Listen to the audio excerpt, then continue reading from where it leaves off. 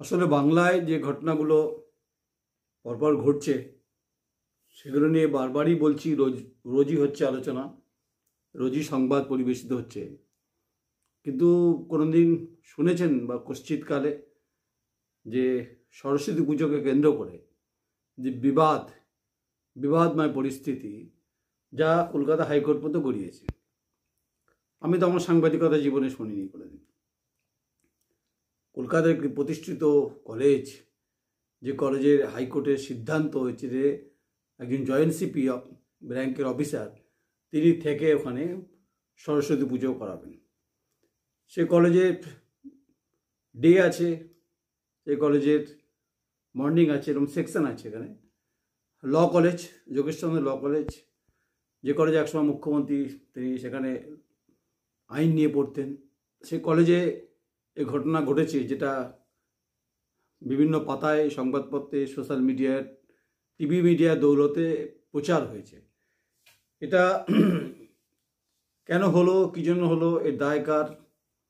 অভিযোগ উঠছে পাল্টা সাবির আলীর এক নাম উঠছে, তৃণমূল ছাত্র পরিষদের নেতা। আসলে ছাত্রদের তো এবং ছাত্রীদের সরস্বতী পুজো যে খুব গুরুত্বপূর্ণ। ওদিন সমস্ত পুরনো বন্ধু বান্ধব যারা প্রাক্তন তারাও আসেন, কলেজের স্মৃতিমধুরতা বা স্মৃতিমধুর পরিস্থিতি আলোচনা করতে আসেন, গল্প করতে আসেন, পুজো দেখেন, অঞ্জলি নেন, কিছু গল্প করেন, কিছু পুরনো দিনের বহু কিছু ঘটনা আলোচনা করেন। এটাই তো হচ্ছে সংস্কৃতির ক্ষেত্রে একটা গুরুত্বপূর্ণ ভূমিকা থাকে। যখন হস্তক্ষেপ করতে হয় হাইকোর্টকে, যখন জয়েন্ট সিপির মতো আধিকারিককে থাকতে হবে, এটা শুনে খারাপ লাগছে। এটা অবশ্যই খারাপ লাগছে। তার জন্য জবাব তো দিদি চাইবেই, ছাত্র সমাজ চাইবেই, ছাত্রী সমাজ চাইবে। তো এর উত্তরে সরকারের কী বক্তব্য সেটা পরিষ্কার নয়, কিন্তু এটা ভালো ছবি নয়, ভালো মেসেজ যাচ্ছে না এটা অন্তত, যে সরস্বতী পুজোর ইস্যুকে কেন্দ্র করে হাইকোর্টের সিদ্ধান্ত এবং পুলিশ অফিসারকে সামনে রেখে জয়েন্ট সিনিয়র লেভেলের সেটা পুজো করাতে হবে। সেই পুজোটা খুব ভালো আনন্দ দেবে কিনা বলতে পারবো না, কিন্তু এটা একটা সমালোচনার একটা ঝড় উঠবে। সমালোচনার জায়গা আপনারা তৈরি করে দিচ্ছেন, তাই সমালোচনা আপনারা শুনতে হবে আপনাদেরকে। আরেকটা ঘটনা হচ্ছে যেটা খুব দুর্ভাগ্য, যে কলকাতার একটি কলেজে এবং তৃণমূল ছাত্র পরিষদের ছাত্র এবং ছাত্রীরা তারা অভিযোগ করছেন, যেখানে কলেজে মানোন্নয়নের ক্ষেত্রে, ইনফ্রাস্ট্রাকচার পরিকাঠামোর ক্ষেত্রে যিনি জিবি প্রেসিডেন্ট রয়েছেন অভিযোগ করছেন যে তাকে 30% কমিশন নাকি দিতে হয়। যদিও নাম বিবেক গুপ্তা, যদিও তাকে এটা শোনার পরে সিদ্ধান্ত নিয়েছে সরকার এবং দল, সিদ্ধান্ত নিয়েছে, সরকারি সিদ্ধান্ত নিয়েছে, সেখানে শশীবাজাকে দায়িত্ব দিয়েছেন। একটা জিবি প্রেসিডেন্ট, তার কাজ হচ্ছে কলেজকে পরিচালনা করা, কলেজকে উন্নয়নের মুখে নিয়ে যাওয়া।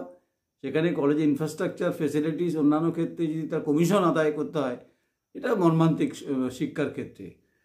তো আমি সেই কলকাতার কলেজের কথা কেন বলবো, আমার কাছে তো অনেক কলেজের, দক্ষিণবঙ্গের বহু কলেজের জিবি দায়িত্বে থাকা প্রেসিডেন্টের বিরুদ্ধে অভিযোগ আছে আমার কাছে, এবং সেই অভিযোগগুলো আমার কাছে লিখিত আকারে এসে পৌঁছেছে।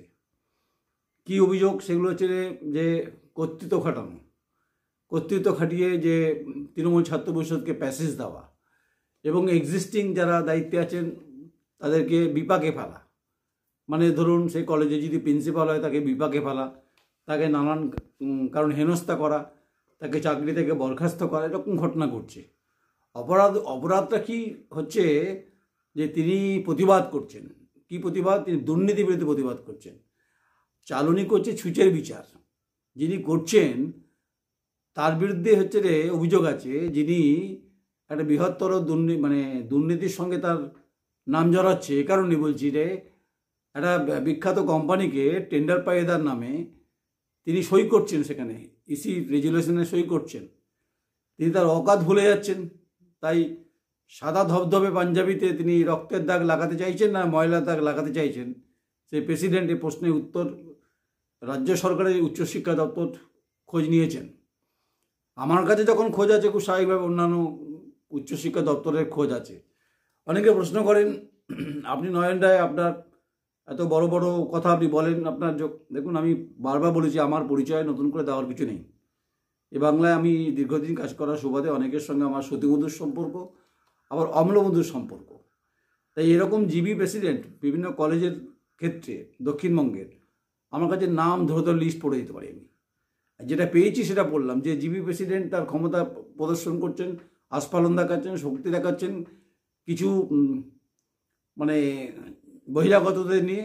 এটা তো হচ্ছে।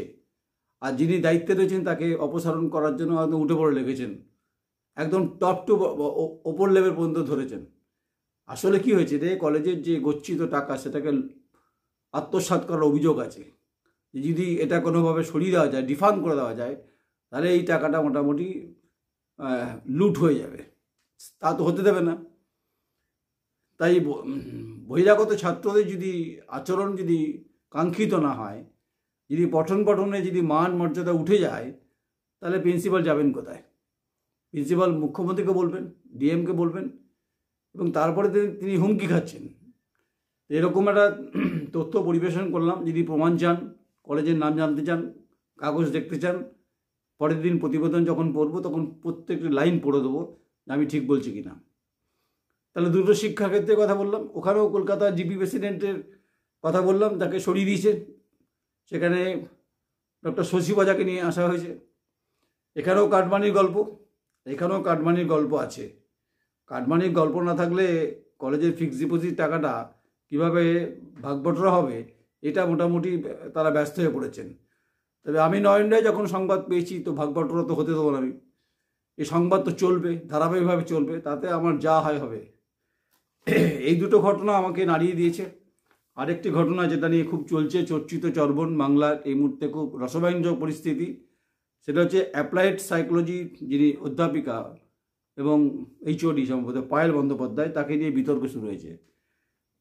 তিনি প্রথম বর্ষে এক ছাত্রের সঙ্গে তিনি ইউনিভার্সিটির ভেতরে তিনি সিঁদুর দান করেছেন। যদিও বলেছেন ম্যাডাম যে তিনি বলেছেন যে এটা একটা সাবজেক্টের মধ্যে পড়ে, এবং এটা সাবজেক্টের মধ্যে পড়ে বলে তিনি এটা করেছেন, এবং তিনি নিজে ভাইরাল করেছেন, এবং তিনি ছাত্রীদের সঙ্গে তিনি এভাবে সম্পর্ক রাখেন এবং সাবজেক্টে পড়ান।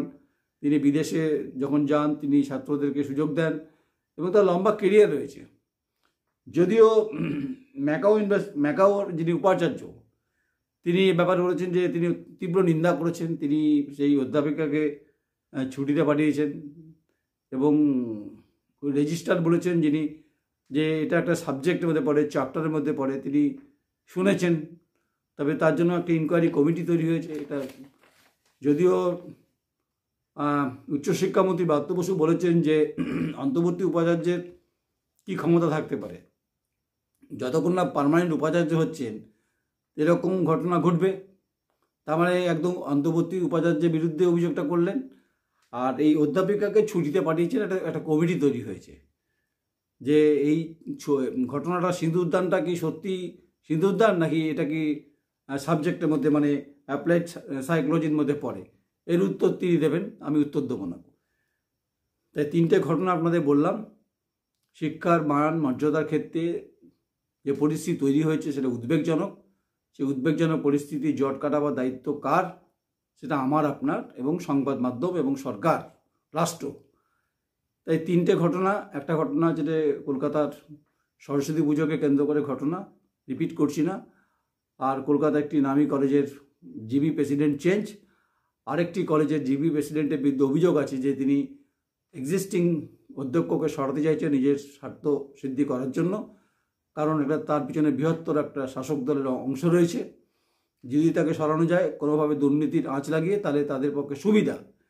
তবে এটার ভান্ডা ফুরবে, এটার ভান্ডা আমি ফুরে দেবো। যা কাগজপত্র আমার কাছে আছে, তখন জিবি প্রেসিডেন্ট যিনি আছেন তিনি দৌড়ে কুল পাবেন না। অন্তত 100 মিটার দৌড়ে কেন, উইলসন বোল্টকে তিনি যদি ভাবেন উইলসন বোল্টের মধ্যে দৌড়াবেন, আমার মনে হয় তিনি হেরে যাবেন। তাকে ছুটতে গেলে 500 কিলোমিটার এতে ছুটতে হবে, আর আমি ছোটাবো হচ্ছে 1500 কিলোমিটার রানে ছোটাবো। কারণ কাগজ ছাড়াতে কথা বলছি না। আর পায়েল বন্দ্যোপাধ্যায়, আপনি অনুরোধ করেছেন যে তার অযথা বক্তব্য নিয়ে, ভাইরাল ভিডিও নিয়ে বিতর্ক করতে বারণ করেছেন। এটা একটা সাবজেক্ট, তিনি অত্যন্ত এটা বলছেন যে এটা নিয়ে আলোচনার দরকার নেই। কিন্তু আপনি আলোচনার শিরোনামে সন্ধ্যাতে গনগনে হিটার বলবো না, গনগনে হালকা আগুনে আপনি ঘি ছড়িয়েছেন, তা ঘিতাহুতি আপনাকে দিতে হবে। আপনি প্রায়শ্চিত্ত করবেন না, আপনি কী করবেন, আপনার অ্যাপ্লাইড সাইকোলজি সাবজেক্ট, সেটা আপনি জবাব দেন, আমি দেবো না। এই হচ্ছে বাংলার চালচিত্র। শিক্ষাক্ষেত্রে যা পরিস্থিতি তৈরি হয়েছে সেটা খুব ভালো ছবি যাচ্ছে না। আপনারা নজর রাখুন, সঙ্গে থাকুন। আমরা সরকার এবং রাষ্ট্রের ভূমিকাগুলো পরিষ্কার করে একদম মানে ওপেন করে দেবো, নিশ্চিত থাকুন। কারণ আমি নয়ন রায়, আমার কমিটমেন্ট খুব পাক্কা। আমি যা বলি সেটা করি, যেটা বলি না সেটা করি না। কিন্তু যেটা বলি সেটা দায়িত্ব নিয়ে, হাতে তথ্য নিয়ে সংবাদ পরিবেশন করা আমার কাজ, যেটা আমাকে সংবাদ মাধ্যম গণতন্ত্রের 4th পিলারে ভূমিকা পালন করতে বলা হয়েছে। অপেক্ষা করুন পরের প্রতিবেদনের দিকে। আমি নয়ন রায় আপনাদের সামনে উভারকে আয়েঙ্গে, অর্থাৎ সামনে আসবারও বিভিন্ন তথ্য দুর্নীতির পরিপ্রেক্ষিতে আপনাদেরকে বিভিন্ন সংবাদ পরিবেশন করবো, যা আপনাদের আকৃষ্ট করবে। বিশেষ করে এই সমাজ এবং এই যুব সমাজকে আকৃষ্ট করবে আমার সংবাদ, এটুকু কথা দিতে আপনাদের পারি। নমস্কার।